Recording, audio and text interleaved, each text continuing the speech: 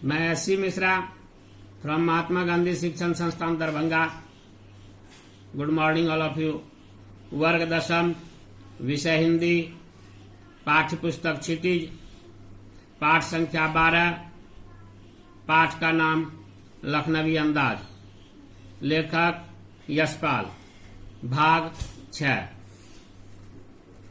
नवाब साहब ने खीरे की सब फांकों को खिड़की के बाहर फेंक कर तौलिए से हाथ और ऊंट पोंछ लिए और गर्व से गुलाबी आंखों से हमारी ओर देख लिया, मानो कह रहे हों यह है खानदानी रईसों का तरीका। लेखक महोदय कहना चाह रहे हैं यशपाल जी कि नवाब साहब ने सभी खीरे के फांकों को खिड़की से बाहर फेंका, फिर तौलिए से हाथ और होठ का अर्थ अधर को पोंछ लिया और गर्व महसूस करते हुए गुलाबी आंखों से हमारी ओर देख लिया। मतलब लेखक की तरफ देखा उन्होंने, मानो उनकी नजर यह कह रही थी कि ये हम लोग खानदानी रईसों का तरीका है।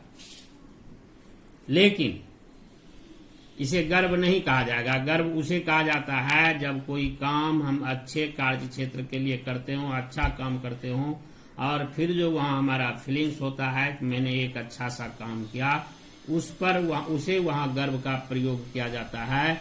और जो काम इससे परे, इस मानदंड से परे है, वहां पर किए गए कार्य को करने के अंजाम के बाद अगर कोई लोग इस तरह की सोच रखते हैं कि यह मेरा लाइफ स्टाइल है, जीवन जीने का तरीका है, तो वह गर्व नहीं, उसे घमंड कहा जाएगा, उसे दर्प कहा जाएगा, उसे अहंकार कहा जाएगा। तो नवाब साहब खीरे की तैयारी और इस्तेमाल से थक कर लेट गए। हमें तस्लीम में सिर खम कर लेना पड़ा। यह है खानदानी तहजीब। तहजीब का अर्थ तरीका, नफासत, नफासत का अर्थ स्वच्छता, और नजाकत, नजाकत का अर्थ कोमलता।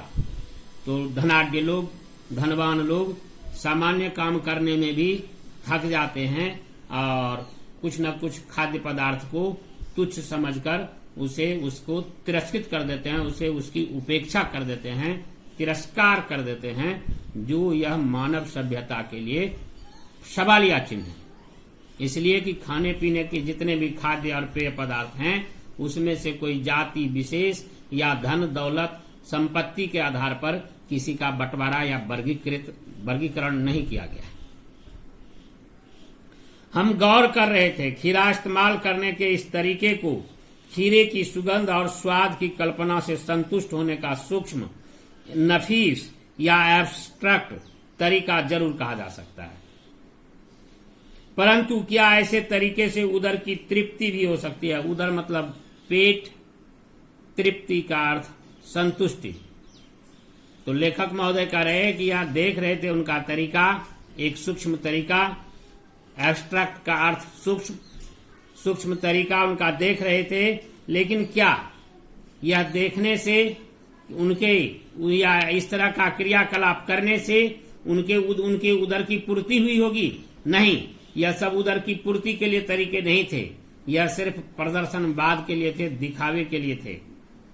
नवाब साहब की ओर से भरे पेट के ऊंचे डकार का शब्द सुनाई दिया और नवाब साहब ने हमारी ओर देखकर कह दिया, खीरा लजीज होता है, लेकिन होता है शकील, नामुराद, मैदे पर बोझ डाल देता है। लजीज का अर्थ स्वादिष्ट,